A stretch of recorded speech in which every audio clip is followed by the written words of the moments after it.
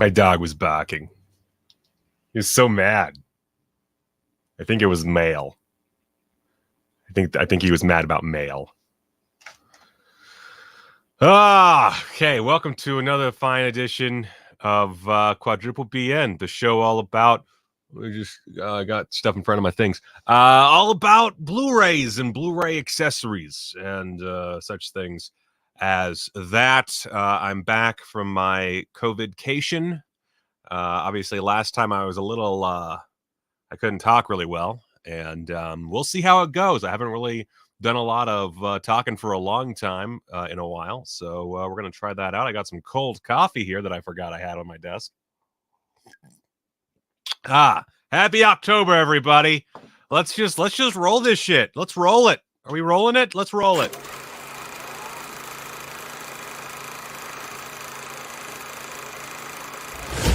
I kick ass for the Lord. We're the Jezebels. That's all.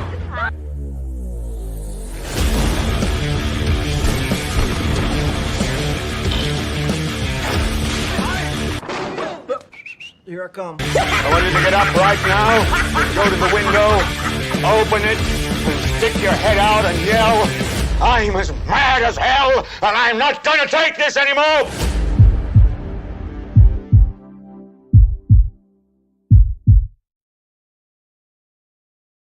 Okay. Yes, sorry, Bob. Let's dig into some stuff. This is not going to be a very long show. I know that I say that before every 2.5 hour show.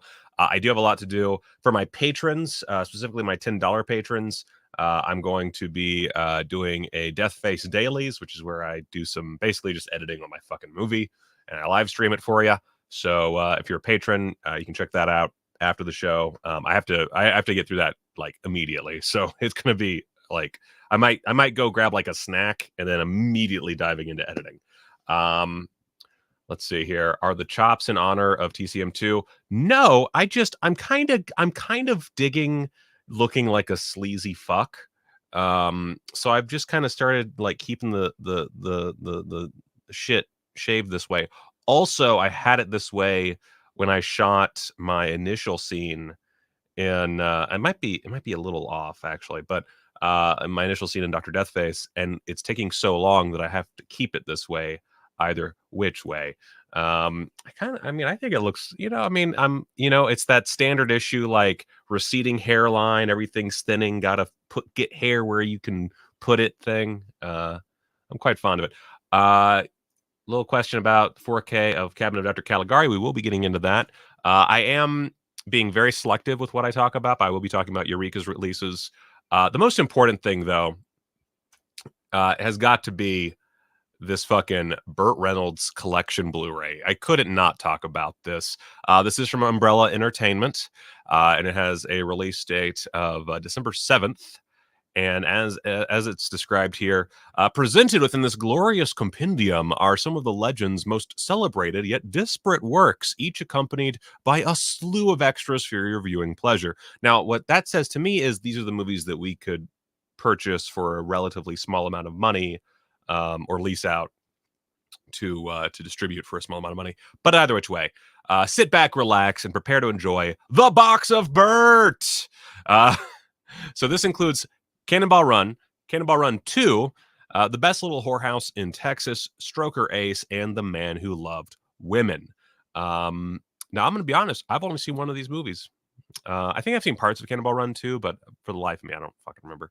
I've only ever really watched Cannonball Run, and I've seen portions of Best Little Whorehouse on TV. Never seen Stroker Ace. Never seen The Man Who Loved Women. So right there, I've got some fun things. But most look at this fucking shit. Look at this. Holy fucking Dick Sauce McGee. This is beautiful. That sticker right there. That's that bumper. I put that on my car. I'm not a bumper sticker guy, but I put that on my fucking car. Holy shit. So it's 2 reversible posters. Musky. Oh, okay. I'm sorry. That's not a sticker. That's the air freshener. My bad. That's the sticker. That's the air freshener. I would definitely put that in my that by itself is almost worth the purchase, because right now I just have a car wash air freshener in my car. that motherfucker right there, that's going in permanently. So you got those 2 reversible posters, the bumper sticker, the booklet, the Book of Burt, and more. Not a whole lot of other details here, but still, holy butts.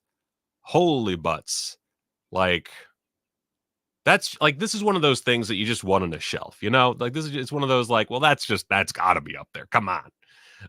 So very excited for that. Anyway, moving on. Vinegar Syndrome. We have to talk about Vinegar Syndrome. I know. So let's see here. Let's did I? Because I talked about these while I was dying, I believe. And I kind of rushed through them, and that's fine. I will say I watched The Iceman Cometh. There's a video for patrons going up at some point this week. I'm going to try to actually get that done tonight, but my day's rapidly flying by, so that might be a Monday Michael problem. But watched it with my friends Roger and Shannon, and holy fucking shit, we had a great time. Spoilers, fucking loved it. 5 stars. I cannot wait to rewatch it. I told my wife Casey about it, and she was like, well, I want to watch that now. And so we are going to watch that. Loved it to pieces. Maggie Chung is so great. Oh my god.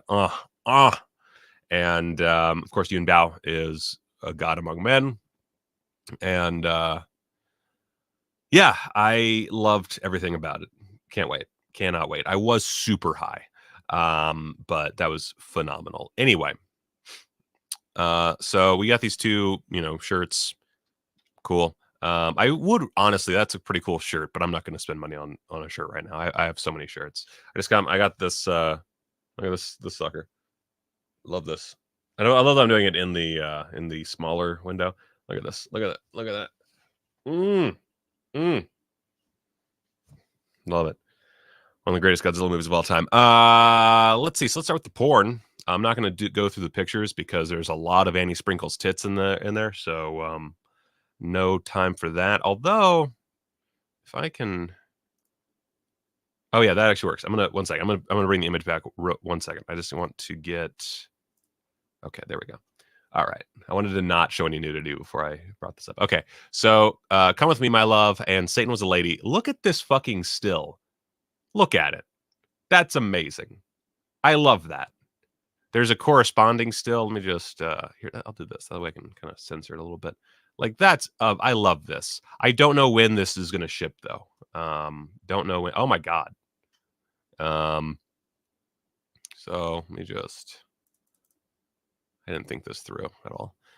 So Satan Was a Lady and Come With Me, My Love. Lovely artwork. She does look like a mannequin, but what are you gonna do? What? Oh yeah, what did happen? That's a great question, John. Huh. Was that just? I think that's just a pre-order, maybe. I don't know. There have been a lot of glitches recently, so I don't know. Huh. I don't know what the deal is there. It's invisible, I guess. All right, so Satan Was a Lady, Come With Me, My Love. Let's see here. So this is Doris Wishman set. It's 2 Doris Wishman films. Does have Annie Sprinkle and CJ Lang, so I am all in. And of course, the talents of Robert Kerman and Bobby Astor. So plenty of great stuff here. And I don't own a lot of Annie Sprinkle stuff somehow. So this is it's exciting to get a twofer. But anyway, and I kind of, you all know who Doris Wishman is. In 1926, a man caught his wife in the arms of her lover, only to shoot them both and himself, forcing his spirit to remain a ghostly prisoner in their apartment. You know, that old story. 50 years later, a young woman who bears a striking resemblance to his deceased wife moves into the same flat, only to be terrorized by the ghost who also sees fit to murder anyone he believes is competition for his new love. An old-fashioned haunted house film updated to 70s hardcore sleaze. Come With Me, My Love stars Ursula Austin, Vanessa Del Rio, Annie Sprinkle, Jeffrey Hurst, and Robert Kerman. Wishman's directorial trademarks render this B-movie treat from beginning to end. Right. Okay. That's what I thought. Thank you, Lawrence. What's the other one? It doesn't matter. I immediately forget like every release that comes out. Yeah, I think the only one that's still up from the pre-order is Roadhouse.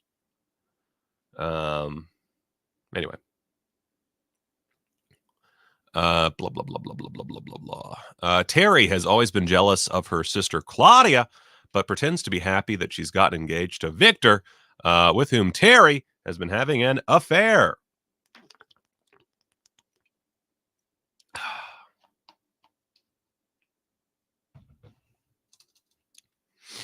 Hell yeah, bro. Hell yeah. Let's see here. Blah, blah, blah, blah, blah, blah, blah. However, unknown to Claudia, she's been set up as a pawn by those even closer to her in a bid to drive her insane.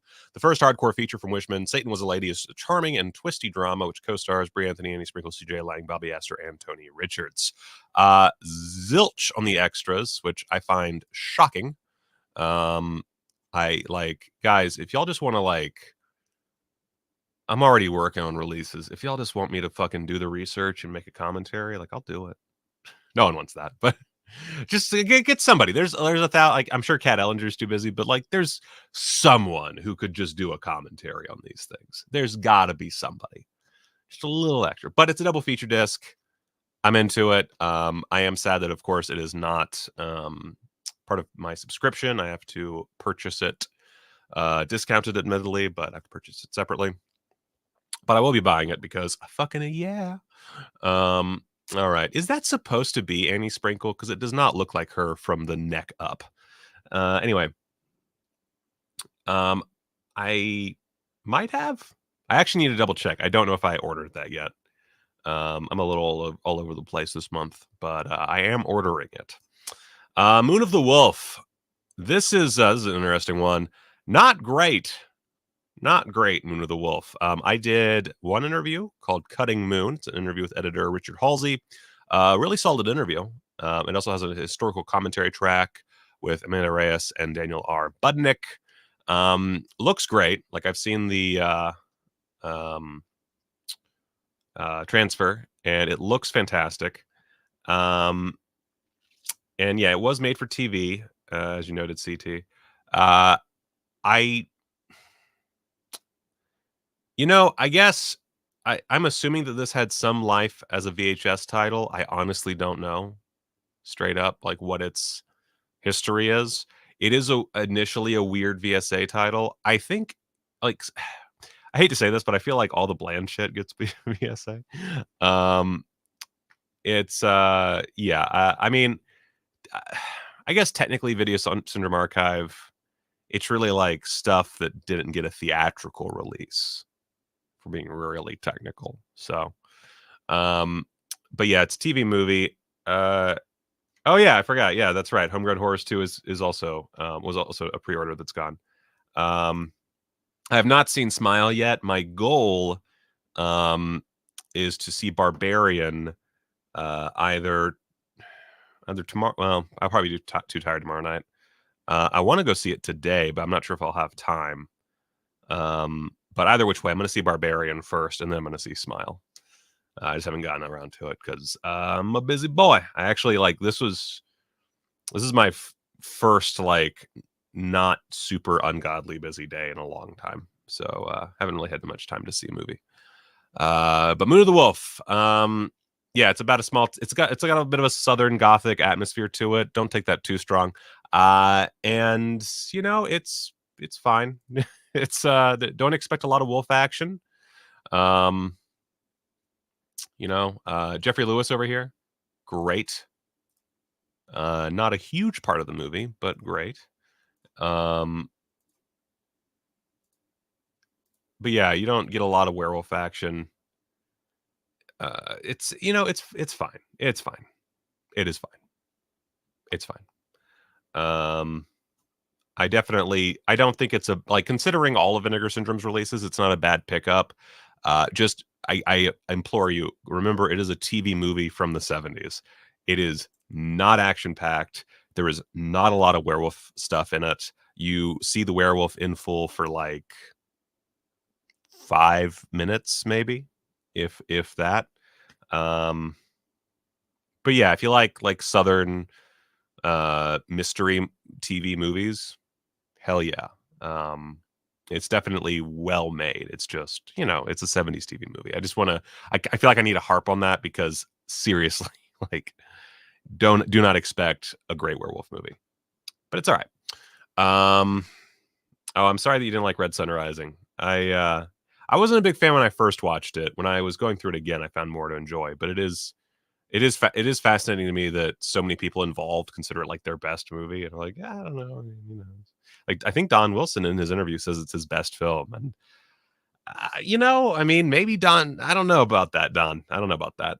Blood Delirium. This is what I know zilch about, and I mean, I know it's Italian, but not a whole lot on my radar. I've heard of it before. I've just never gotten around to it. It's got a lot of cool imagery from what I've seen from the stills. But yeah, Blood Delirium. It is hopefully really good. I saw a lot of like good reviews on Letterboxd for this one, so it's probably good. A sublimely twisted blah blah blah. Saint Simon, a deranged and manic painter, believes that he is the reincarnation of Vincent van Gogh. When his beautiful wife dies unexpectedly, Simon suffers an emotional breakdown and insists that his necrophiliac butler, Herman, help remove her corpse from the cemetery and bring it back to his castle to help him retain his creativity. Been there. Placing the body on display inside of a hidden crypt. Still struggling with his art, Simon soon meets a young woman named Sybil, who bears a striking resemblance to his late wife. This feels familiar. And lures her back to the castle with the intention of making her into his new muse. Trapped inside, Sybil must find a way to escape the horrors taking place within the castle walls, as Simon has recently discovered that human blood may hold the key to unlocking his true creative potential. So it's kind of like blood. Oh God, what's the fucking Corman joint? Bucket of Blood. It's like Bucket of Blood, but Italian and gory. Let's see here. So we got a brand new commentary track with Eugenio Ercolani and Troy Howarth. We got a 19-minute interview call with actor Marco Di Stefano, and a 28-minute interview with actress Bridget Christensen, as well as an interview, 29-minute interview with assistant director Corrado Colombo, plus some alternate front and end titles. Cool. Sounds good. I have nothing to really say about this. I didn't really see any bad reviews, so that's good. That's very good. You know what? I don't count Salem's Lot in the same category. Like that's a whole nother level. Anyway, Don't Open Till Christmas. Well, don't like that cover. Let's just go do that. Okay. Some good stuff here. I've actually, and this is embarrassing to admit, I've never seen Don't Open Till Christmas. Don't know why. Just never got around to it. Let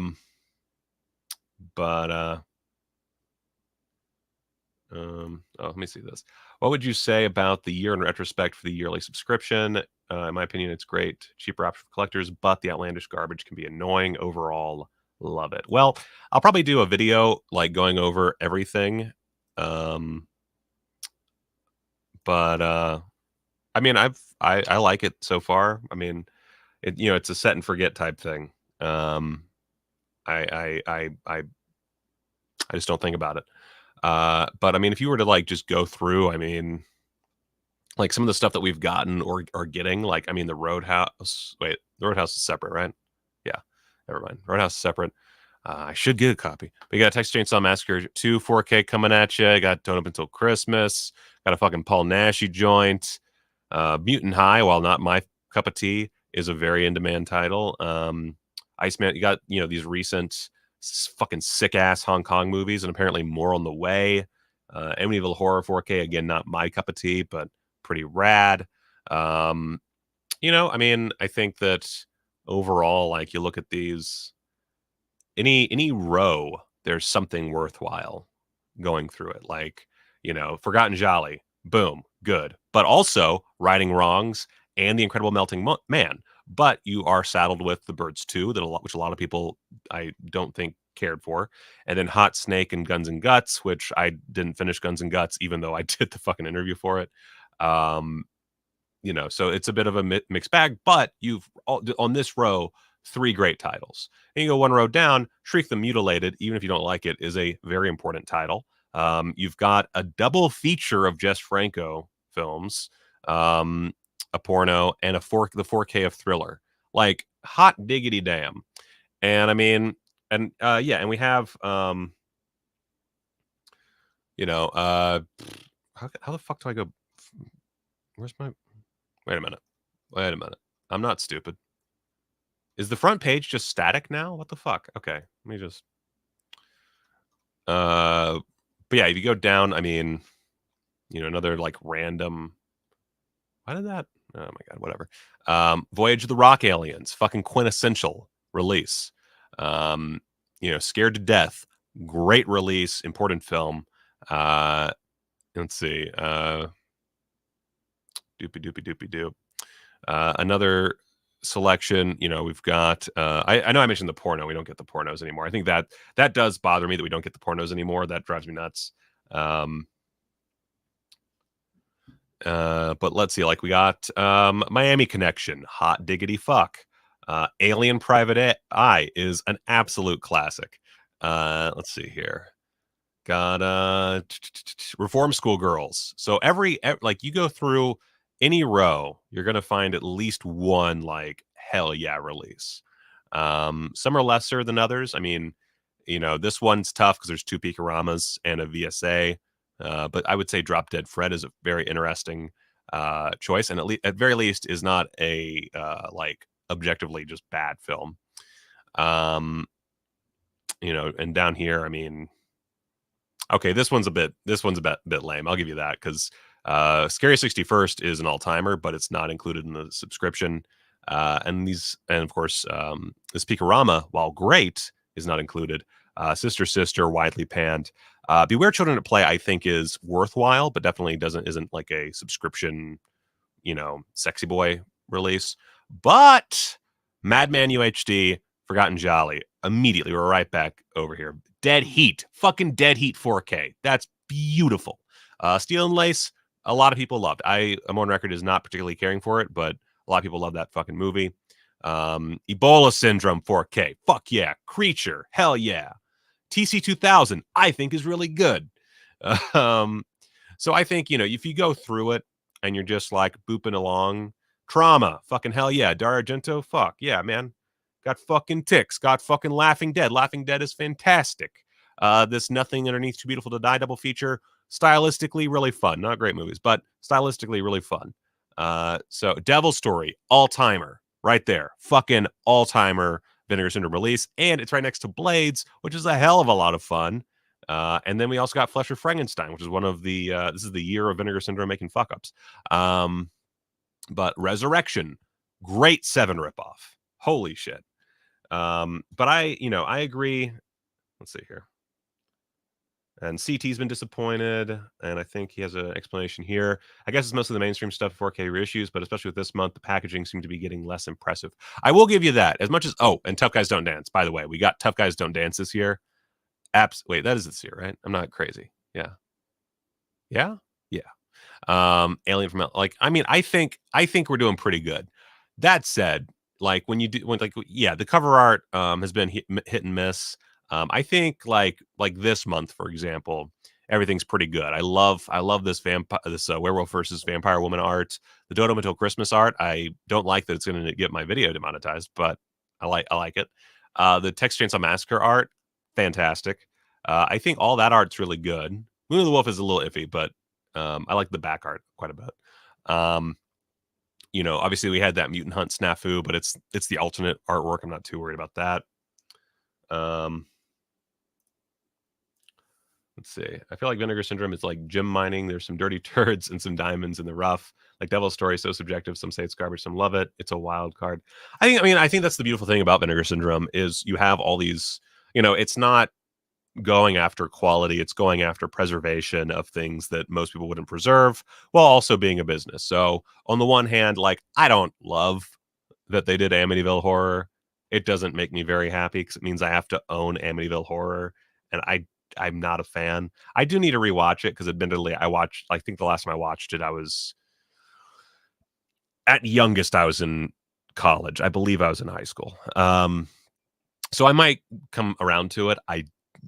Who knows? But it's still cool that they are giving it what I would consider probably the best possible treatment. The same goes for Roadhouse. Like, I'm not sure you can do much more with Roadhouse. Considering the interviews I edited for that fucking release, I don't know what more you could do. Just plain and simple. So, and like Texas Chainsaw Massacre 2, same basic thing. Ace, come on. Ace, come on. My dog is being very upset because my wife just got home, which means y'all get kiddo time. But and I would say most of the art has stayed pretty good. Every so often you do get some lame ducks. But like now that I'm like, even though I noted that some of the artwork has not been great, like if I just look at this page by itself, I don't think there's any bad artwork here. Like, I'm not a big fan of the VSA artwork generally. I find that kind of bleh. I don't really like the Roadhouse artwork, but that's just a style thing. I know a lot of people like that artwork style. Yeah, let's move on. I kind of went on a whole rant there. Baby boy, come here. Come here. You want to be on camera? You want to be on camera, man? I gotta get stuff back. Okay. Come here. Let's switch to full mode. Buddy, come here. You got here. Hey, do you have anything to say to the people out there? Yeah. Can you look at the camera and say hi? Hi. Yeah. Hi. Hi, people.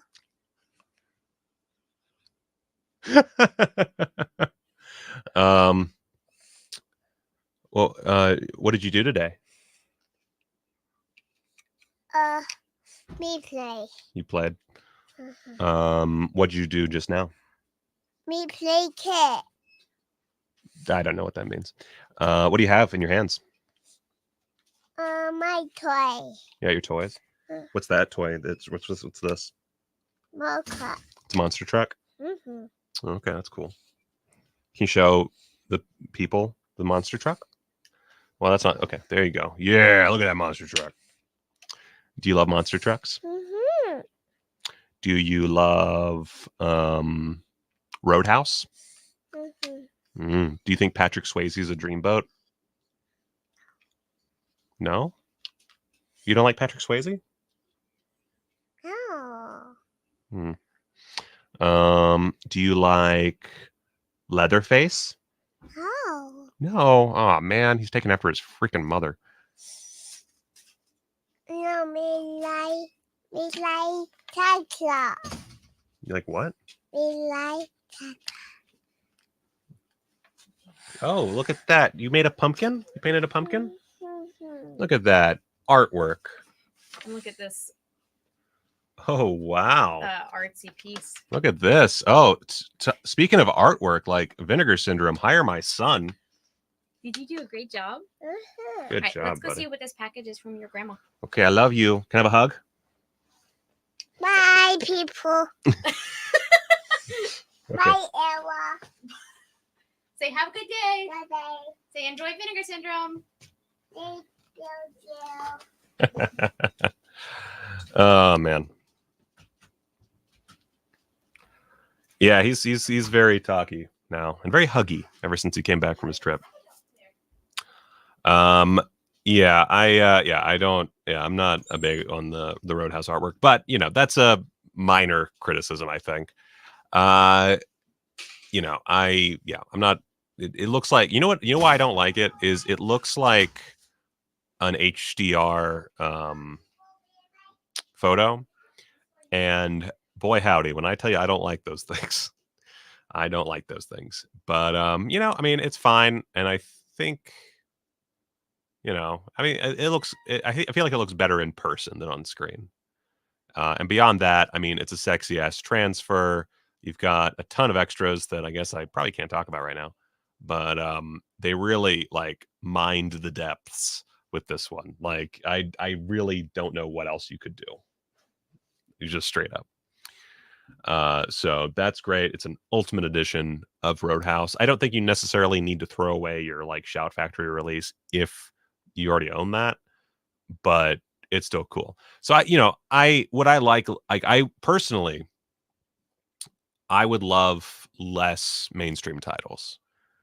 I find the mainstream stuff to be the least interesting to edit, the least interesting to watch for the most part, and the least interesting to hear about. Like when they announce, I mean, I usually know about them ahead of time now, but when they announce a mainstream title or I hear about it on the phone or whatever, on the one hand, I'm like, well, that's cool that you got that title, and it's cool that your business or the business is able to evolve like this. I think it's it's pretty cool that you have Texas Chainsaw Massacre 2 coming out the same month as a Doris Wishman porno double feature, Don't Open Till Christmas, a 70s TV movie, a fucking Paul Naschy vehicle, and an Italian horror flick. Like that is pretty cool. Like if you just stand back and you think about that, holy shit. And just the fact that on this page, not the same month obviously, but on this page you have one of the most popular Patrick Swayze movies next to Dirty Dancing. I think you could say that Dirty Dancing and Roadhouse are like on the same level.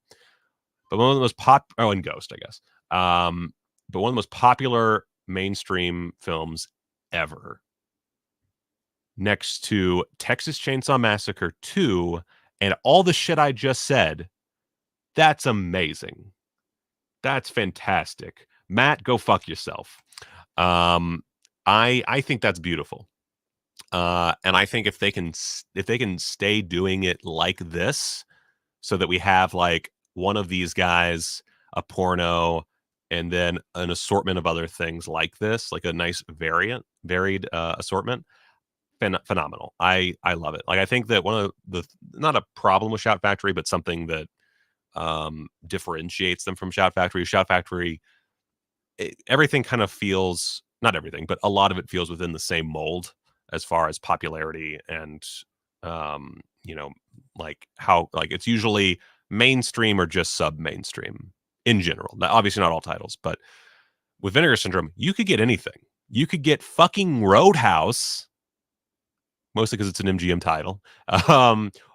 And you can also get Doris Wishman pornos. That's fantastic. I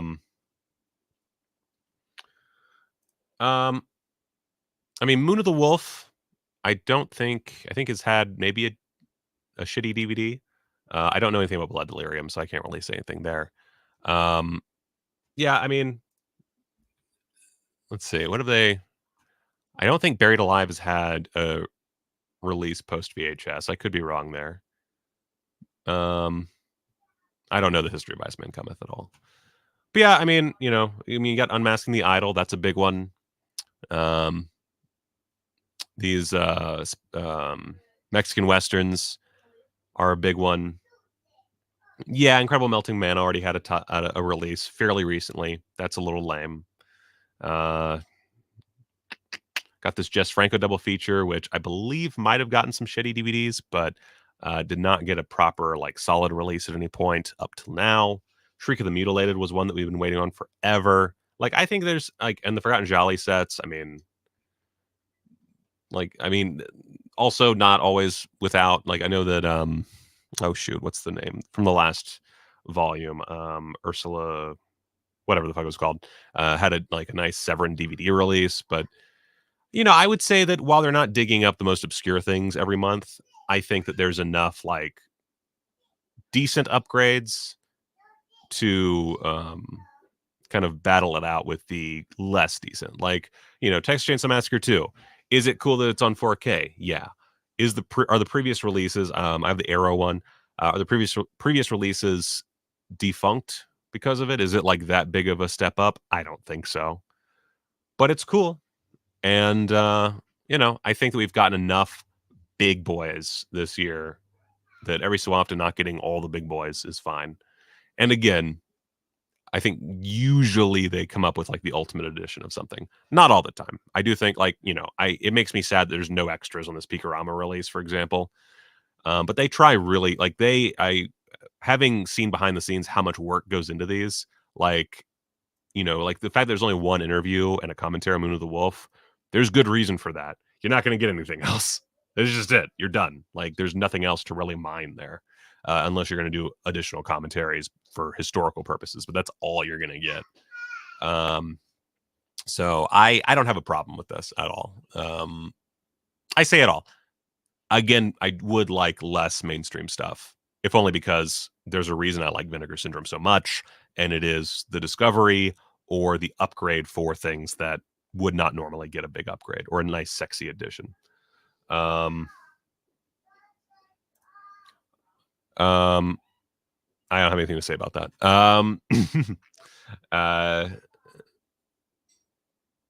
Anyway, so where the fuck was I? All right, don't know until Christmas.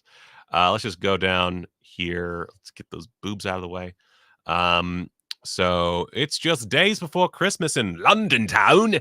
But not everyone is full of good cheer, as a maniac with a pathological hatred of Santa Claus stalks the streets, butchering any man that's unlucky enough to be wandering around dressed as Old Saint Nick. Not restricting himself to any one method of murder, this twisted killer dishes out stabbings, gunshots, castration, and even burns the face of one poor Santa on his own roasting chestnuts. As the bodies of slaughtered Father Christmases pile up, Chief Inspector Harris finds himself under increasing pressure to crack the case before the holiday is canceled for good. I think I've seen part of this, actually, having read that description. See, what are you waiting on, Bryson? Let's see. Body count, metamorphosis. Wait, Junior, like Arnold Schwarzenegger Jr.? Ratman, Cross Country, Rumpelstiltskin, Rocktober Blood, Open House, Last Rides, many more. See, this is the problem with working with Vinegar Syndrome, is I can't really comment on any of that. All right, so, but anyway, the extras on this sucker. Oh, I didn't even realize Same Guy's French Sex Murders. That's crazy. So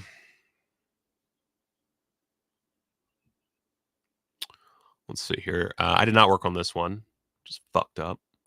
Don't Direct Till Christmas is a brand new interview with additional scenes with director-writer Alan Birkinshaw. Awesome. Slashing Miss Monroe is a 34-minute new interview with Carolyn Monroe. Awesome. Purdom Babylonia is a 16-minute brand new interview with Lillian Purdom, daughter of director Edmund Purdom. And then Birkinshaw Uncut is a career-spanning archival interview with Alan Birkinshaw. We also got the making of a horror film and archival making of documentary featuring contemporary cast, crew interviews, and behind-the-scenes footage. A Dangerous Place for Santa, a brand new featurette revisiting the original shooting locations of Don't Open Till Christmas. Brand new commentary track with film historian author Amanda Reyes and special features producer Ewan Cant. I hear his name all the time, and I legitimately just cannot say it. I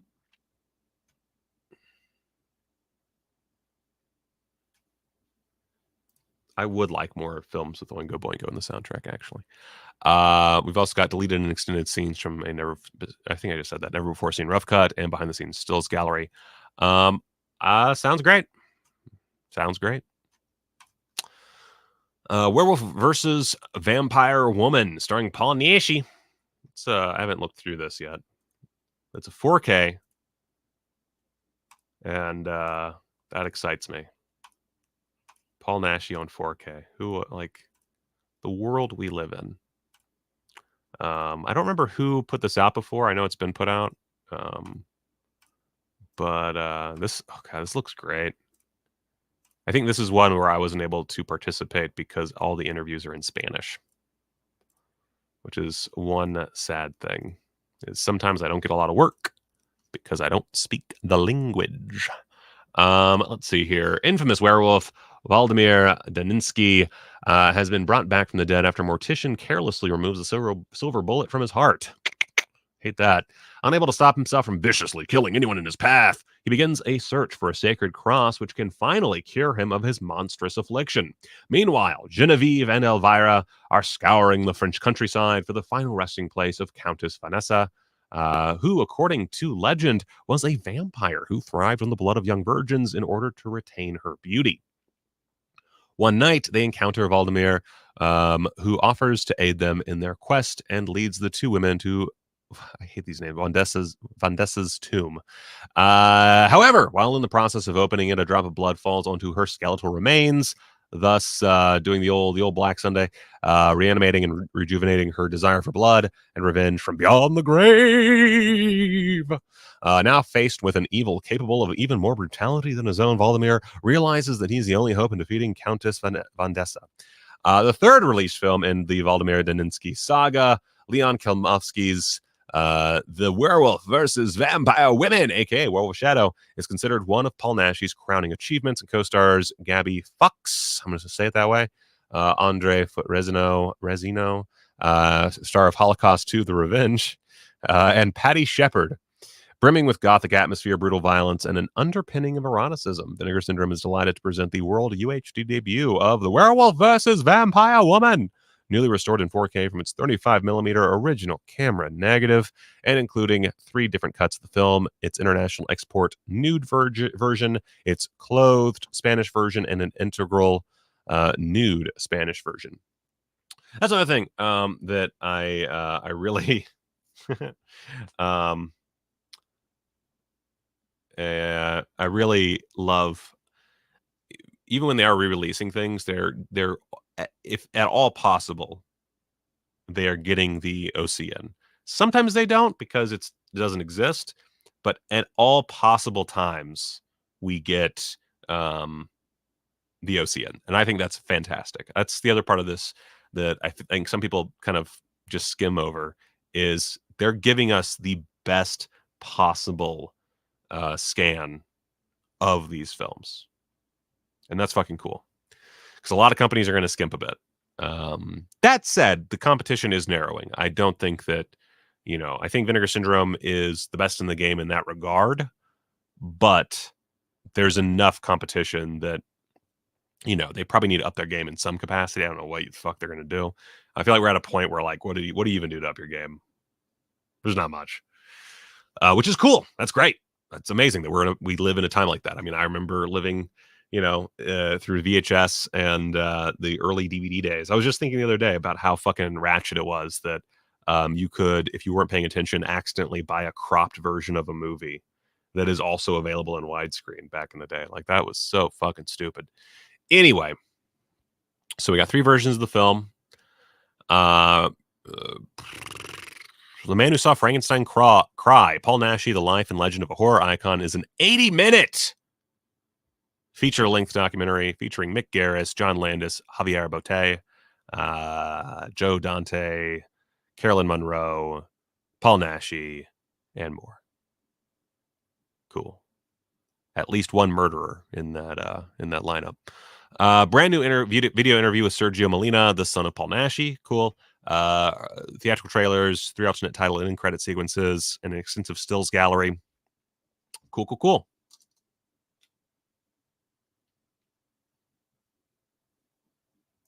I'm just going to take a little swig of water because my throat's still a little fucked up. COVID ain't no joke, y'all. COVID ain't no joke. Matt, I have not watched the trailer for the Miike series. I did see stills because I saw it announced on Twitter or something about it on Twitter. And straight up, I don't even need to watch a trailer because I'm going to watch it. Although I guess I could do it for a live stream, come to think of it. Ooh, maybe. All right, so wait, did I? Oh, no, I did. Okay. I'm having a bit of a old person moment. Texas Chainsaw Massacre 2, baby. So I'm not sure I really need to go through the stills here. We have all seen Texas Chainsaw Massacre 2. The slipcover is a lot of fun. I love, no, I guess it's the box, and then it's a fucking hard case and a slipcover. Love the slip. Actually, I'm assuming this is the hard case. Hard case is really cool, but the slip is amazing. That's a great slip. Obviously, it's just old artwork, but still, like, it's iconic. And yeah, the movie It looks great. I actually haven't seen the finished transfer. I had to use a Blu-ray for my source. You see him too as 10,000 slip unit. I know. No, it's not. It's not. It's going to take a while to sell out. No, there's no fucking way. But let's see here. So look at this. First of all, just look at these extras. I'm not going to go. Basically, all the stuff that's already been released, more or less, is on here. I'm sure there's some stuff that's not on there. That's fair. I do think raising their prices is a little ridiculous at this point. Like, I get it because their business is so big, but yeah, I do wish they would like cool their fucking jets. That said, they give me money, so that's nice. Let's see here. So I'm not going to talk through all these, but all the stuff, including It Runs in the Family, all these things that we've already seen before. As far as new, well, they also have that. Fuck. So it's right here, and then there's a brand new audio commentary with film critic Patrick Bromley. He got some archival audio commentaries. So I worked on most of these. I did not edit the Saw and Savini, a brand new 2022 interview with special effects makeup creator Tom Savini, and I will never not be salty about that. Let's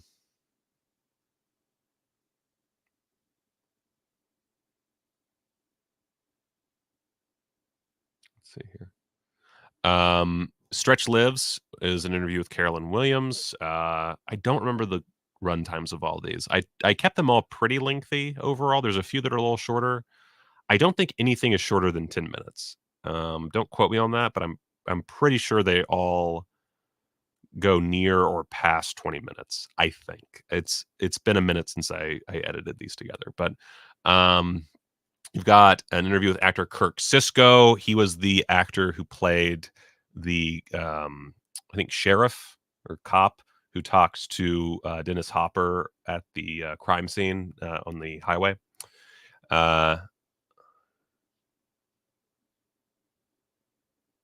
And then, I skipped Gabe Bartalos. He's a special makeup effects artist. By the way, I put it serving Tom, which is the gag is serving humans. I couldn't come up with a title, so that's what I slapped on there. Remember the Alamo is the Kirk Sisko interview. Texas Bloodbath is an interview with special effects artist Barton Mixon. I think one of those special effects interviews goes for a while. I don't remember which one. Actor Barry Kenyon, Die Yuppie Scum. He was the yuppie at the beginning who does not have the glasses. I think he's blonde. His is all right. I think there's another interview with him on the disc somewhere. Yeah, it's Yuppie Meat, an interview with actors Chris Doritas and Barry Kenyon. They did not get Chris Doritas back, but they did get Barry Kenyon. That's probably the least interesting interview, just because I don't think it really. I feel like I haven't watched the Yuppie Meat interview in a while, or maybe at all. Come to think of it, so I don't know how much ground is covered in both. And then there's Leatherface Revisited, an interview with actor Bill Johnson. Bill Johnson, I could listen all day. Bill Johnson has a voice that I honestly didn't want to edit any of his interview. I just wanted to let it roll. So that one's really long. I don't remember, again, probably like 45 minutes. But that's a great interview. That's really good. Again, I don't know how much is covered in other materials, but he's just a joy to listen to. Like, just listening to him is amazing. And then Beneath the Battleland, Remembering the Lair is a featurette about the Lair set. Basically, all the interviews they were asked to talk about it. So that's all it really is it's a compendium of all the people that we interviewed talking about the Lair. It has some good stuff in it. I wouldn't call it like the most illuminating thing in the world, but it's an enjoyable little featurette. And then I haven't seen these. Never before seen extended interviews with director Toby Hooper and co-producer Cynthia Hargrave from director Mark Hartley's documentary Electric Boogaloo: The Wild Untold Story of Canon Films. So that's cool. We get extended interviews from that. So hell yeah. Don't forget to like the video, y'all. If you don't do it, then pandas die. But anyway, so after that, I think it's all old stuff. Obviously, you know, people really wanted the extended cut. That's just never going to happen. And it sucks. It really does, but it's not. There are deleted scenes, but you know, there's nothing there. That's too bad. But by itself, I mean, I had to go through Texas Chainsaw Massacre 2 a lot. Like, I'm actually probably not going to watch it for a while after I get this my copy. But great film. It's so good. It does have a lot of structural issues that drive me nuts because so much either was deleted or not filmed. I think that there's the massacre of the football team, and I know that like the reason they cut it makes sense. It's because it just was like it was a second unit sequence, and the second unit stuff just didn't look that good. And Toby Hooper was like, "Fuck that noise." I think he should have kept it either which way. I really do, because I think that it's a very important beat in the film, and without it, it feels like there's a lot missing from the second act. You just jump into the third act, and you're like, wait, what? So that's a problem. That's a bit of an issue. But that said, still a great film. Still really enjoyable. Just, you know, a little weird structurally. Anyway, that's it. It's $167 for all the month's stiff, except for the porno, which again does drive me nuts. And if Vinegar Syndrome actually listened to me, I would complain, but no one gives a fuck about my opinion. I just need to turn in my edits on time.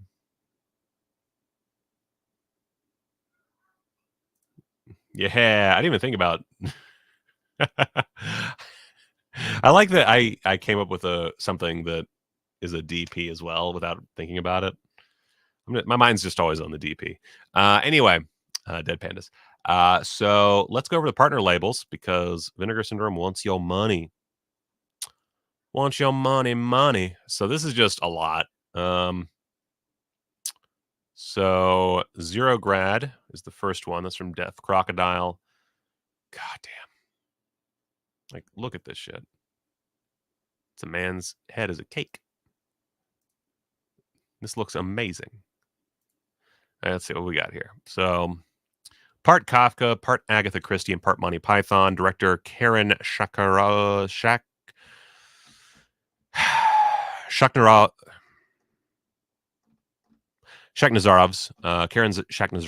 surreal satire of communism follows an everyman engineer named Verikan, who arrives in a remote city where nothing quite makes sense, but everyone acts as if it does. He's quickly drawn into the investigation of the suicide or possibly murder of a local restaurant chef, Nikolaev, who may or may not be Verikan's missing father. The more complex and absurdist the mystery becomes, the more poignant and plaintive Verikan's predicament. I have to get back to Moscow, he pleads, to no avail. Along the way, we're treated to a bizarre and wonderful sideshow of non sequiturs out of a Wes Anderson film, weird, including an underground museum filled with thousands of real and imagined Russian history. Frozen in time, frozen far beneath the surface, the waxwork figures are strangely beautiful and forlorn, like Shaknazarov's marvelous and enigmatic satire of Soviet bureaucracy, with music by the great Eduard Artemiev. So, interesting. So, a Russian satire of communism. Cool. And we've got, let's see here, a video interview with the director and co-writer as well, and that's moderated by Dennis Bartok of Deaf Crocodile Films. A new commentary track by film journalist Sam Deegan, hells yeah, and a new booklet essay by filmmaker, writer, punk musician, and genre expert Chris D. That's a must-own right there. I want that so hard. Hell yeah. What's Up What's Up Connection by Masashi Yamamoto. Let's see what we got here. To all the nuts of the world. Hell yeah. Well, this looks like my jam. Seems fun. Colorful. Let's see here. When Hong Kong teenager Chi Gaoxin wins a trip to Japan, he unleashes a chain of events that will soon bring him from the secluded fishing village of Potoiho to Tokyo by way of Kamagasaki, the so-called slums of Osaka. On the way, he connects with a barely competent tour guide named Kumi and the shape-shifting, loudmouthed, and lovable thief Akane. McKinney. Upon returning home with his merry band of schemers, Gaushin finds his family of resourceful counterfeiters on the verge of expropriation. A multinational conglomerate led by a ruthless Japanese developer has found the village and is determined to raise it to build the new center of world trade. A rare bilingual Japan-Hong Kong co-production that unfolds as part unhinged globalization, mini-epic, fringe documentary, and portrait of a crazy family. Man, 1990. I want this in my life. I want this in my life really hard. Got some interviews. A booklet. That's about it. Looks like a must-own. Love it. Vortex from Utopia, given a stunning slip. And this is actually, I believe, if I remember correctly, this is available to watch on Mubi currently. I might be wrong. I'm pretty sure it's on Mubi currently. So if you want to watch Dario Argento in a film, but you're not sure if you want to buy it, check out Mubi. Interesting slip, or you mean like case, I guess. Oh, right. I forgot this is the one that Gaspar Noé did that's split screen. God, it's so cool. That's such a fun idea. And Kevin has assured me that it is indeed up on Mubi. So I'm going to be checking that out. Q&A with Gaspar Noé. Q&A with Gaspar Noé. two Q&As at two different locations, and that's it. There's a booklet with an essay by Heather Drain. Could really use more extras on this, but still cool. Cool. Villains from Gunpowder and Sky. Now, this is one I've actually seen. I'm actually going to skip this one because Villains, I remember liking it. I liked it quite a bit, but it's one that I kind of just, I watched it and I was like, well, that was cool. And I was good. I was good after that. So probably won't get this. But it is cool. It does feature, of course, my boy Bill Skarsgård. And Jeffrey Donovan and Kara Sedgwick just like fucking eat in this movie. So very solid performances. It's something I've seen before that, left me kind of, yeah, that was fun. It was a fine movie, which is totally cool. But, got to save money where you can. Commentary with writer-directors Dan Burke and Robert Olson, both from 2022 and from 2019, as well as Partners in Crime, Killer Couples Throughout Cinema, a video essay by Sam Deegan, as well as interviews with all the principals, plus the production designer and costume designer, 3 deleted scenes with optional director's commentary, and Jeffrey Donovan makeup application time-lapse. Cool. It's pretty good. This is one that gets my goat. Shockorama video party from AGFA. 4 bone-chilling shockers of unbearable horror. The Naked Witch, Violated, Ghosts of Hanley House, and Passion in the Sun. Hell yeah.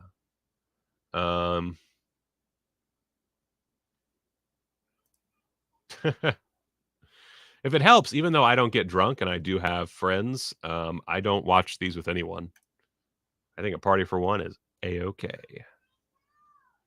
Anyway, so in the 1990s, Something Weird Video hypnotized a generation of movie maniacs, found everything the most radically surreal genre films of all time, all by the magic of VHS. Shockorama Video Party is a hallucinogenic tribute to those cathode tube fueled days, featuring 4 regional horror blasts preserved from the original Something Weird SVHS masters as the film elements have been lost. This collection serves as a time machine to a beloved era in home video history.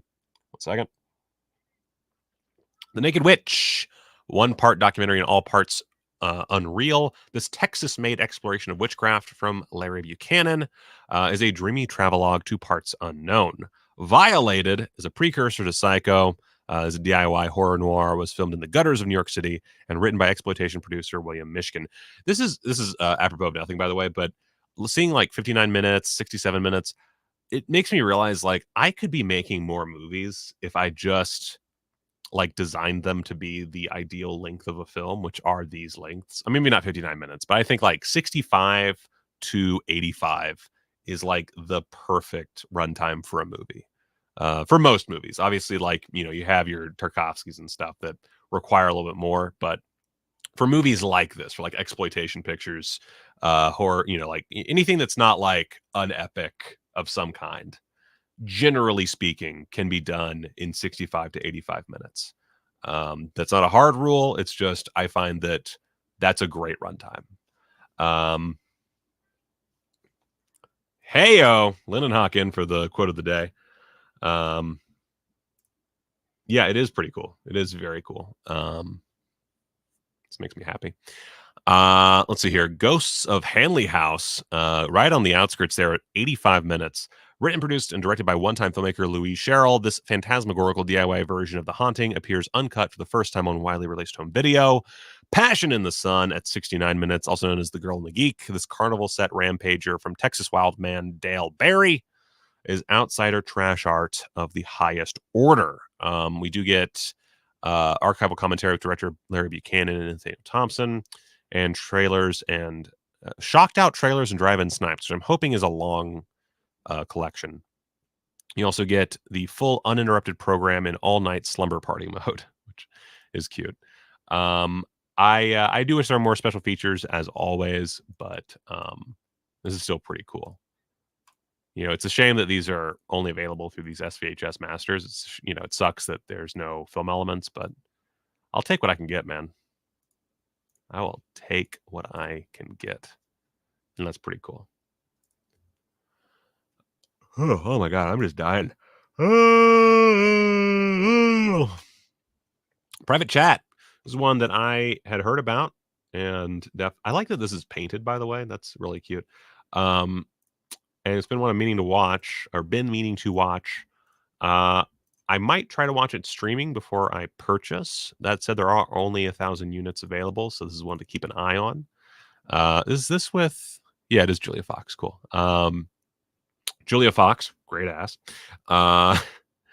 Jack is an internet gambler living in New York City who becomes fixated on Scarlett, a cam girl from San Francisco. His obsession reaches a boiling point when fantasy materializes in reality, and Jack sees Scarlett on a rainy Chinatown street. There's a lot of these, like, seeing people who may or may not be the people that you used to know or have seen. Private Chat is also on Mubi. Fantastic. I have a double feature. All right. So commentary with writer-director Ben Hosey and actor Peter Vack. Annunciation, Ben Hosey's first feature film from 2014. That's fucking cool. A bonus feature film. Hell yeah. Deleted scenes with commentary by Ben Hosey. A public chat between producer Oliver David and director Ben Hosey. Short film Little Labyrinth, directed by Ben Hosey, with Oliver David as DP, and a booklet with an essay by Alexandra Heller-Nicholas. That's a pretty good release. It's pretty cool. I think I'm going to watch it first, just in case, but that seems like potentially a must-buy. The Pact from Saturn's Core. Let's see how, got that poster art, right? I like how kind of janky it is. So this is another shot on video from Saturn's Core, of course. Love that effect. Cool. Andrea Graves inherits her grandmother's 19th century beachfront house, referred to by locals as the Charnel House. She soon finds that this seemingly innocuous homestead hides a cavalcade of ominous and spectral secrets. Andrea discovers a haunted mirror which seems to act as a portal to the afterworld, and soon the ghosts of the past begin to haunt her in the present. As the undead begin to lay siege upon the house, her only hope for salvation is to surrender to the spirits and fulfill the pact. Shot in Virginia Beach in 1995, an early directorial effort from prolific SOV filmmaker Brad Sykes, who did the Camp Blood films. He's directed all of them, right? Am I wrong there? Pretty sure he's directed all of them. Scarcely seen and distributed since its initial completion, The Pact presents a micro-budget meditation on the dreamy Eurocult sleazy epics of the 70s, crossed with the supernatural shorefront stylings of The Slayer and Blood Beach. Brad Sykes is a little hit and miss for me. But I mean, maybe. Luckily, Saturn's Core are not selling super fast. So, all new 2022 commentary with writer-director Brad Sykes. Tears, a short film by Brad Sykes with optional audio commentary. Got some stills galleries. That's about it. Cool. And that's obviously, if you're a SOV fanatic, awesome. If not, Factor 25 in the soup. I'm going to go a little faster now because this is taking a little too long. Holy shit, this looks so good. Oh, God. How dare you, Factory 25? Oh, wow, this is selling fast, too. Only 680 left in stock. Sundance Jury Prize winning comedy stars Steve Buscemi as Adolfo Rollo, a Baroque filmmaker in love with the mysterious woman next door, played by Jennifer Beals. He puts on an ad offering to sell a movie script. Gets a response from Joe Seymour Castle. Is it Castle or Cassell? I've never heard his name said out loud. Did Brad do only the first 2 Camp Bloods? Huh. That's wild. Little Feet. Okay. Oh yeah. So stuff. Has Jim Jarmusch in it randomly, and Stanley Tucci, Carol Kane, Will Patton, Pat Moya, Sam Rockwell. It's a lot of people. Cassell. Thank you, Kevin. Seymour Cassell. Little Feet, the award-winning 2014 feature film by Alexander Rockwell. Post-screening Q&A with Alex Rockwell, moderated by Nicholas Rapold. 32-page booklet. Hell yeah, that's a must-own. I'm just gonna say it now.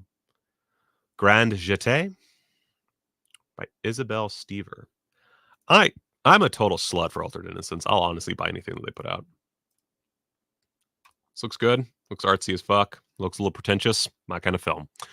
Nadia is an aspiring ballerina with the scars to prove it. Masochistic pursuit of her dream career. Wait, I just got a text. What is this? Okay. Blah, blah, blah, blah, blah. Isabel Stever's film, a selection of the Berlin International Film Festival, is a powerful character drama about familial boundaries and the lack thereof, with sensational and daring performances from Sarah Nevada Grether and Emil von Schoenfels. Intimate cinematography by Konstantin Kempin.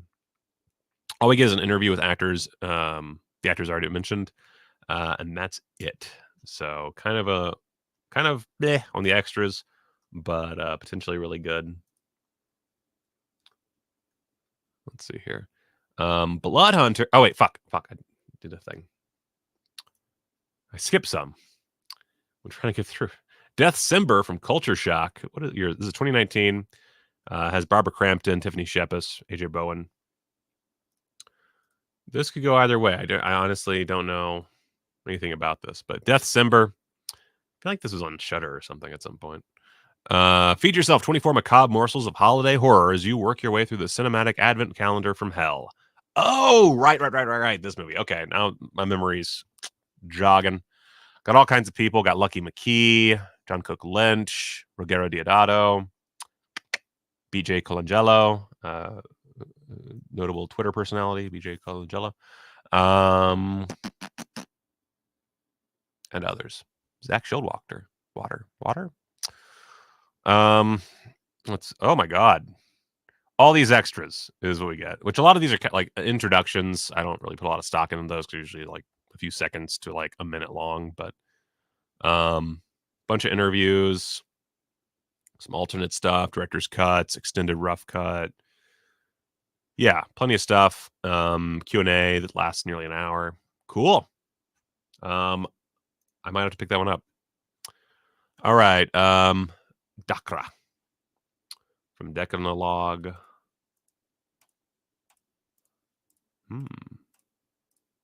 Okay, wait, what country is this? It is... I don't know. Let's see. Ever since she was discovered naked and near dead decades ago, Mungia has been institutionalized. The tendency to bite our nurses, grisly, frightening, and stuffed with howling thrills. The new Tunisian horror film, Dakra, won over both Fright Fest and the Venice Film Festival and is finally making its stateside debut. Equal parts Midsummer and The Blair Witch Project, Dakra begins with a simple clash of assignment and spins through double plot twists into high-tension cannibal sorcery. Okay, sold. So let's see here. We've got Out of North African Introduction, Tunisian Folk Horror by Evrim Orsoy. Provincial Sorcery, Folk Horror, North African Style by Laura Kern. And that's about it as far. Oh, an interview with filmmaker Abdelhamid Bouknak. So cool. That's another one that sounds really good. Cutter's Way. I'm not going to explain Cutter's Way to you. It's Cutter's Way. It's fucking great. It has John Bridges, Jesus Christ. Jeff Bridges and John Hurd. And is fucking great. Also, oh wow. Look at that. So Cutter's Way coming to Blu-ray, courtesy of our good friends at Fun City Editions. And comes with a new 2K restoration from its 35mm inner positive. Got a newly filmed video interview with star Lisa Eichhorn. Jesus Christ, I'm so. Oh, it's on Prime and Shudder, the previously mentioned one, and Lawrence Harvey gives it a seal of approval. So check it out. Archival video interviews and audio introductions and shit. Newly recorded audio commentary by novelist Matthew Spector. And some other archival audio commentaries. So nice little stacked release of Cutter's Way.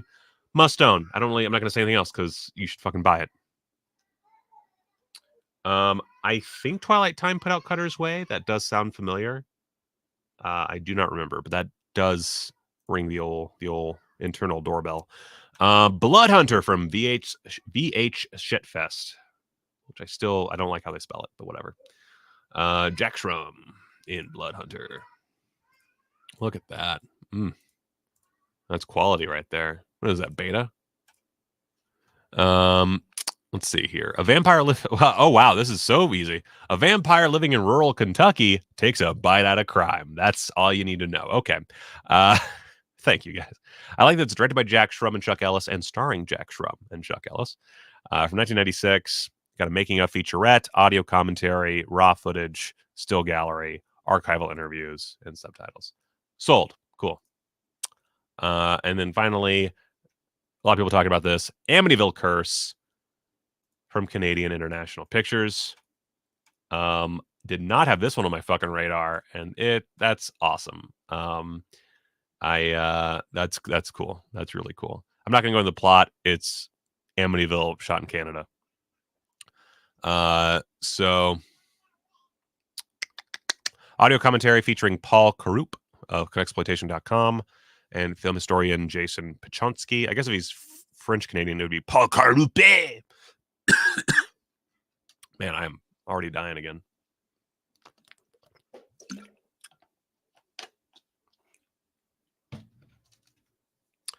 Kevin, I'm sold.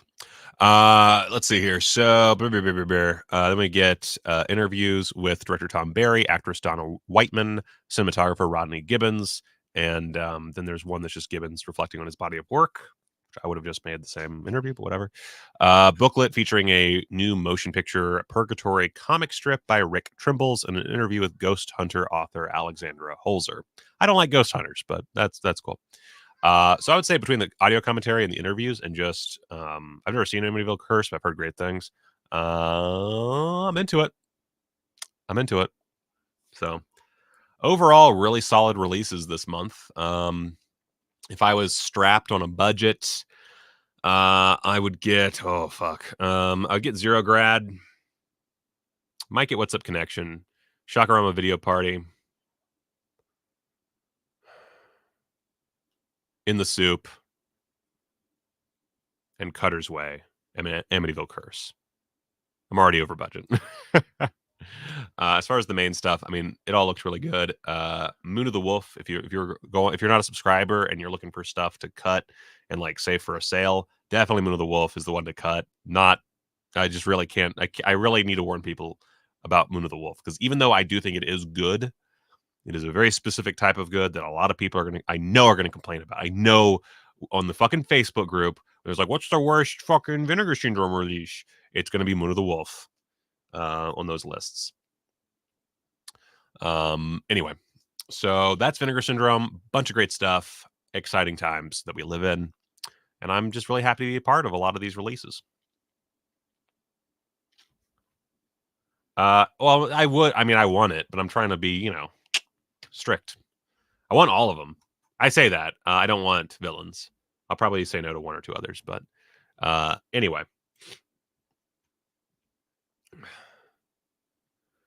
In a specific type of good, in so much as it is very much a 70s TV movie and not of the Salem's Lot variety. It's very, it's like, it's not like it's perfectly good looking, but it's not like this amazing to look at thing. It's very standard in the way it's shot, which isn't necessarily a bad thing. It's just, it's not terribly inspiring. And it's a lot of people just kind of talking. But it's good, it's good. It's just you have to go in. It's really just I want people to go in with their expectations at a certain level, because I don't want you to like start and be like, where's the fucking werewolf action? All happening off screen. What the shit? And there's a reason for that. It's a TV movie from the 70s. Anyway, moving on. Gotta talk about this. So Arrow announced a bunch of stuff. Croupier, I have seen. I do not remember dick about it. I remember it being maybe good. So that's cool. Silent Running reissue, cool.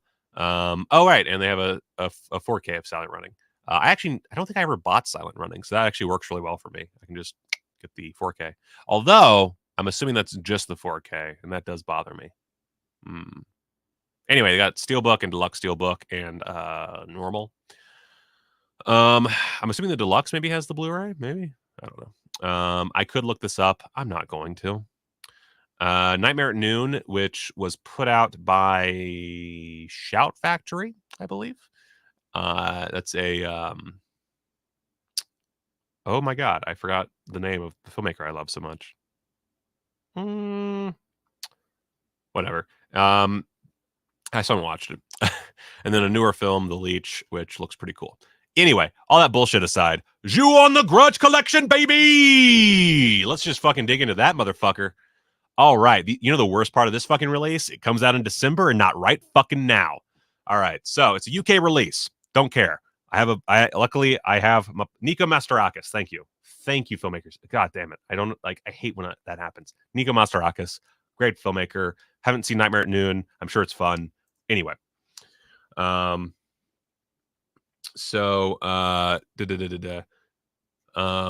Full breakdown courtesy of Bloody Disgusting, because I couldn't find it on the fucking website. Brand new 4K restoration of Ju-On the Grudge from the original camera negative by Arrow Films. You get a 4K UHD Blu-ray presentation of Ju-On the Grudge, and then a high-definition Blu-ray presentation of the rest of the films. Now, some people might think that's a bit of a cop-out because there's only one 4K in this set. I'm cool with it, because if there's one series that, despite me liking it quite a bit, I don't think needs a 4K, it's Ju-On the Grudge. So I'm totally cool with that. Plus, I think isn't the Curse is on film, right? Or not on video, right? Am I wrong? I can't remember. Anyway, so blah blah blah blah blah. Exclusive 60-page collector's booklet featuring writings by Grady Hendrix, nice, James Marsh, Tom Mess, William Carroll, and Lindsay Nelson in the limited edition. These are mostly limited edition exclusive extras. 24 double-sided postcard-sized art cards, cool, and reversible poster with new and original artwork, which I guess is that artwork plus that one. I just love the idea of having that old school poster on my wall, honestly. Anyway, introduction to both film. I'm sorry. Blah, blah, blah, blah, blah. Yeah, and actually, this might be a little controversial. I think that the Curse movies are better. That said, I also have not watched them in a long time, so this is great, because I've been waiting for a fucking stellar release to revisit all of these. Oh, I'm so excited. I think about the garbage bag scene all the time, like literally all the time. Like anytime I'm walking the dog, I think about that scene at least once. And I walk my dog a lot, so weird flex. But anyway, God, I'm so excited. Ju-On the weird way to do this. So disc 1 is Ju-On the Curse and Ju-On the Curse 2. Introduction to both films by writer-director Takashi Shimizu, and introduction to Ju-On the Curse by actor Takako Fuji. Now, right off the bat, I will say, the Curse movies are not getting nearly enough attention in this set. Those both need commentaries, motherfucker. Both of them need fucking commentaries. This is bullshit. So that does bother me a little bit. They should get more respect. Ju-On the Grudge 4K disc, as well as Blu-ray, are discs 2 and 3. We get, of course, new 4K restoration from the original camera negative. Oh yeah, same. I wish. Yeah, I do wish it was on here. Introduction by writer-director Takashi Shimizu. New audio commentary by film historian David Kalat. Audio commentary by Sam Raimi and Scott Spiegel. Alternate English dub track in 5.1 sound. Or 5.1 sound, Jesus. I guess that's technically true, but 5.1 surround. I've never heard the English dub. I'm kind of intrigued by that. I don't know that I'll like it, but that's cool. Haunting in Monochrome, a new interview with Takashi Shimizu on the Ju-on films.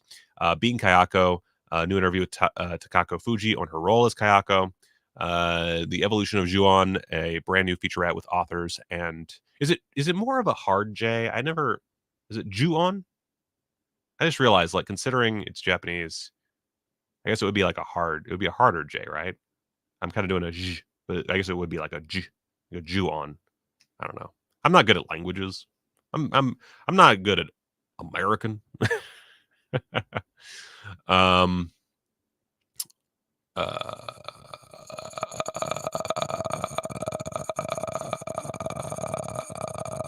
The Evolution of Ju-on, a brand new featurette with authors and Japan specialists Tom Mess and Zach Davison discussing the cultural forces that shaped the series. Fucking Lawrence down here just getting all my questions answered. Ju-on!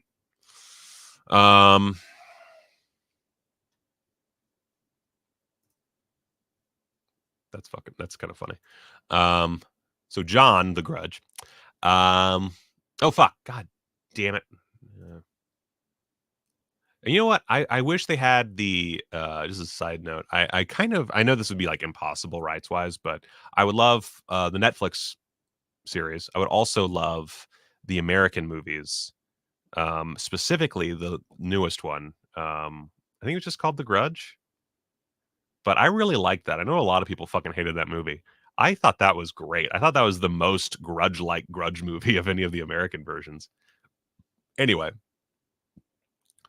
Blip, blip, blip, blip, blip. Through a Glass Darkly, an archive interview with Takashi Shimizu. Whispers in the Dark, an archive interview with actor Megumi Okina on her role as Rika. Fade to Black, a lot of archival shit. That's what we're getting. Deleted scenes, almost an hour behind the scenes footage. Oh, fucking do me harder, baby. Ju-on True Stories, 2 ghostly true life tales that inspired the films, narrated by Hiroyoshi Kihara, and original trailers image gallery. Stacked as fuck. And some of these kind of go over the Curse movies too, or should. So that's dope. Ju-on The Grudge 2 on Blu-ray is disc 4. Introduction by writer-director Takashi Shimizu. As I said, I don't put a lot of stock into those. New audio commentary with scholar Rachel Dumas and critic Jasper Sharp. Alternate English dub in 5.1 surround. Interview with Takashi Shimizu from the time of making Ju-on The Grudge 2. On-set man, my kid is freaking out right now. On-set interviews with Noriko Sakai, Chiharu Niyama, Kai Hori, all these names. Deleted scenes, 55. Did y'all hear that? Jesus. I have not seen Marabito. It's on the list. I guess I shouldn't I?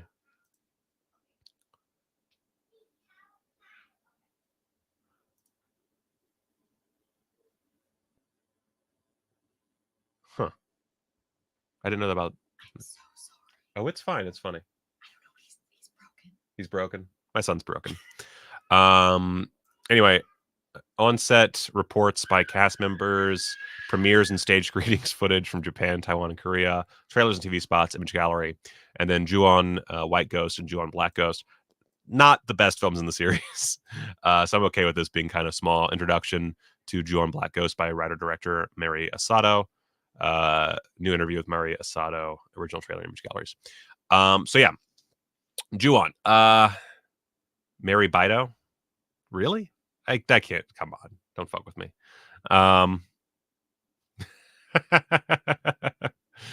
It does sound like that, doesn't it?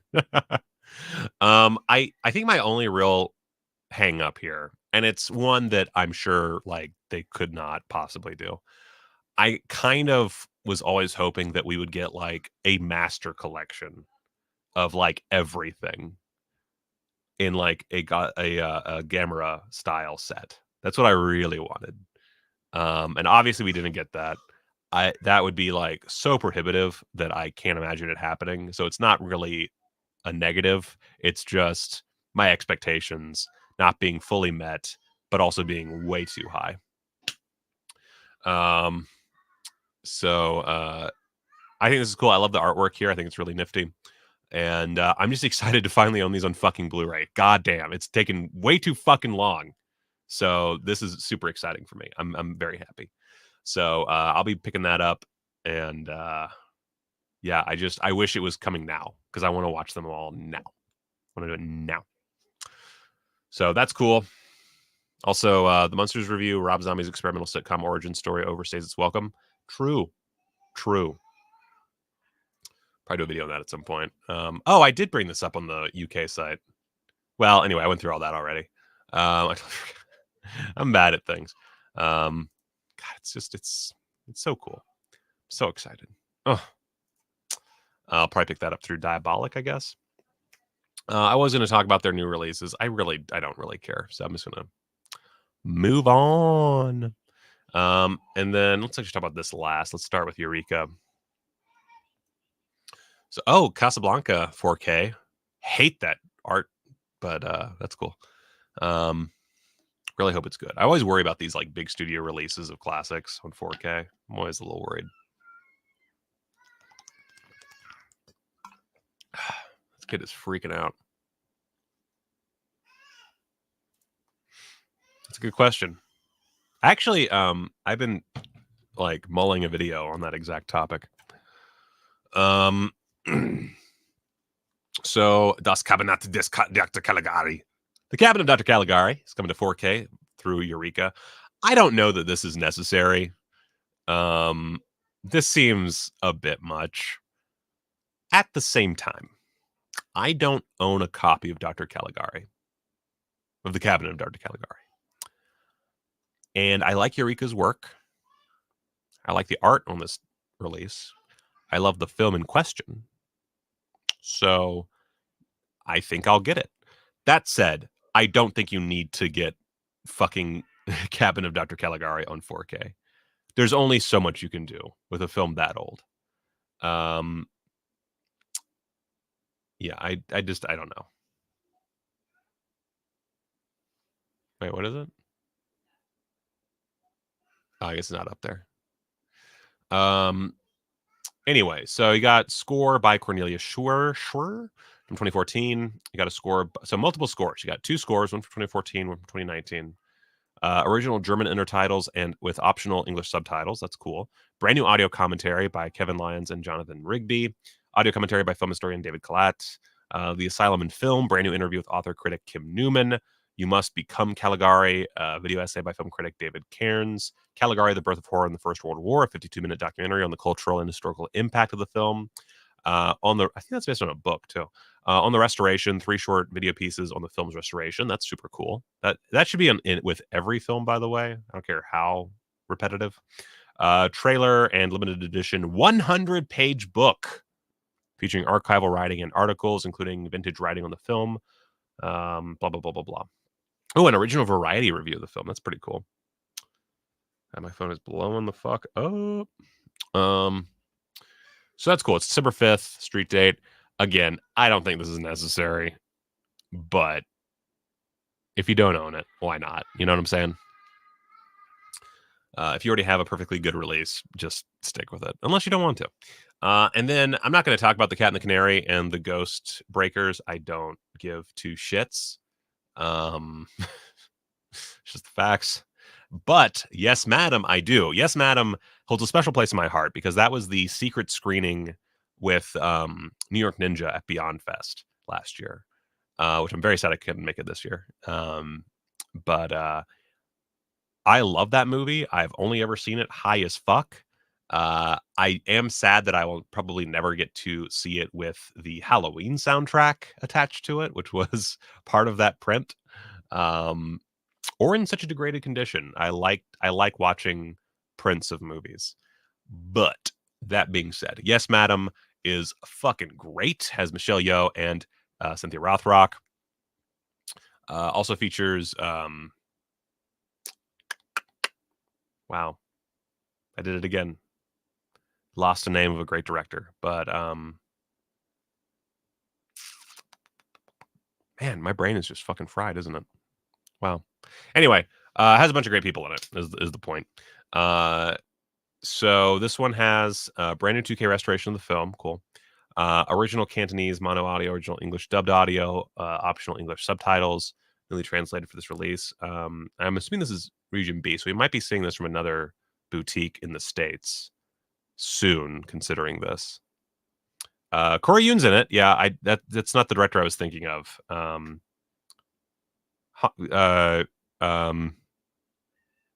I'm even forgetting his movie titles. That's how fucking it's like a disease. Is it in here?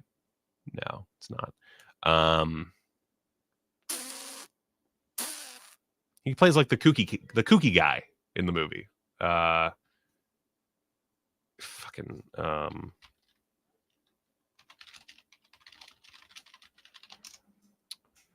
what's his fucking name? Chewie Hark. There we go. Chewie Hark. Features Chewie Hark in a small role. Jesus Christ. So English dubbed audio, optional English subtitles. Brand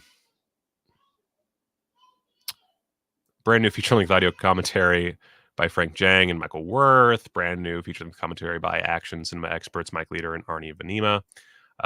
Select scene commentary with actress and martial arts movie icon Cynthia Rothrock. Brand new interview with Cynthia Rothrock. Locations featurette. Archival interview with Michelle Yeoh. Archival interview with actor and producer John Shum. Battling Babes. Archival featurette. Trailers. Reversible sleeve design. Blah, blah, blah, blah, blah. Cool. I'm in it. I want it. I want it. I need it. Loving all these Hong Kong action films coming to coming to Blu-ray because goddamn, they're all so great. Not all, but most of them are so great. So, yeah, not gonna talk about the other one, but that right there, I do wish. My only real qualm is I want to see this level of dedication, like physical product wise, with this film. Because as much as I love Dr. Caligari, I'm just going to say it. Yes, madam. Better movie. Anyway. Severin.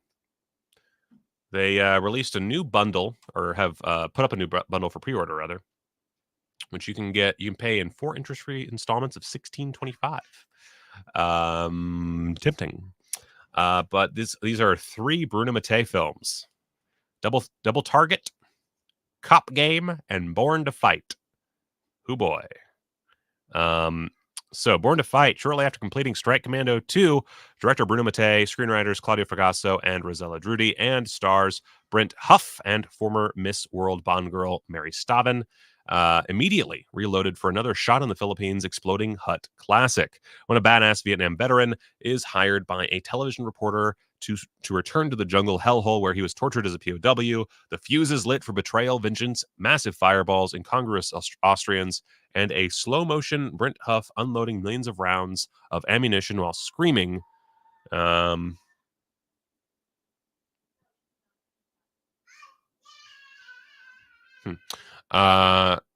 blah, blah, blah, blah. 2K from the OCN. Audio commentary with actors Brent Huff and Mary Staven on the theatrical cut. Mr. Cobra Dundee interview with screenwriter assistant director Claudio Fragasso. Cigarettes in Heaven interview with screenwriter Rosella Drudy. Cool. And then Cop Game. After exploding miles of Philippine jungle, director Bruno Mattei and screenwriters Claudio Fragasso and Rosella Drudy borrow the plot of Off Limits for an action thriller that blasts more than just bamboo huts.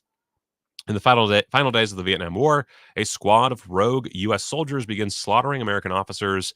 But when a tough Army investigator and his partner are assigned to the case, they'll tear apart Manila as Saigon in a frenzy of machine guns, car chases, stock footage, an earworm theme song, and some of the most brain-scorching miniatures in 80s Italian cinema. I'm in it. 2K from the OCN. Rad fucking shit.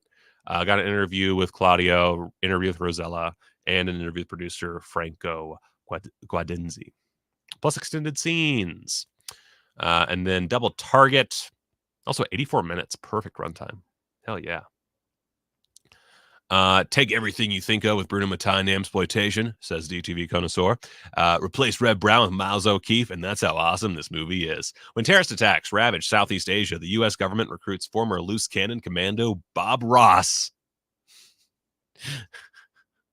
to return to Vietnam, hunt down the Russian madman played by Bo Svensson, responsible, rescue his long-lost Amerasian son. I've never heard Amerasian before.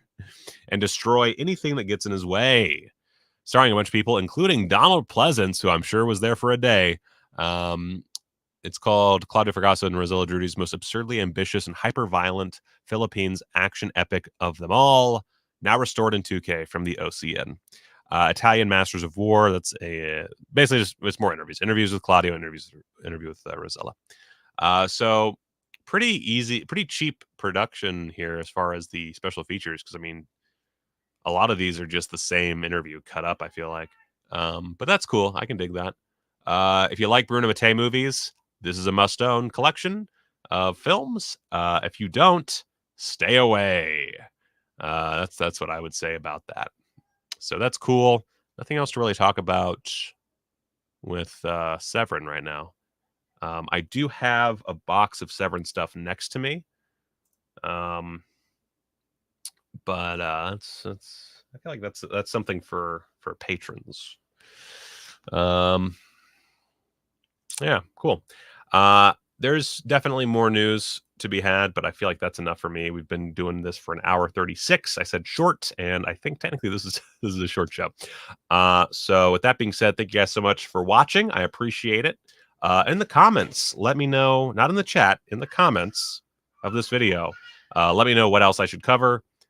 Next time, I will try to get another quadruple BN this week, so sometime Monday through Friday. So let me know what you want me to talk about that I skipped on this particular episode. And guys, until next time, please, for the love of fucking God, go watch a movie.